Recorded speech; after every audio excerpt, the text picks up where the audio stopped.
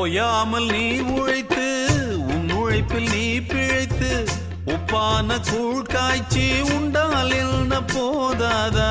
முன்னாடி வேர்வையிலே முக்குளிக்கும் பேர்களுக்கு பின்னாடி காலம் ஒன்று பொன்னை போல வாராதா? கைகால்கள் நமக்கு இருக்கு, கவலை என்ன கூறடா? வாராத வாழ்க்கையெல்லாம் வாசல் வரும் பாரடா. குப்பத்தில் நீ இருந்தால் குறைச்சல் என்று ஆகுமா? தென்பாண்டி தென்றல் உன்னை தீண்டாமலே போகுமா? சுற்றம் என்று கூடும் ஏழை மக்கள் துன்பம் தீரு, குற்றம் செய்த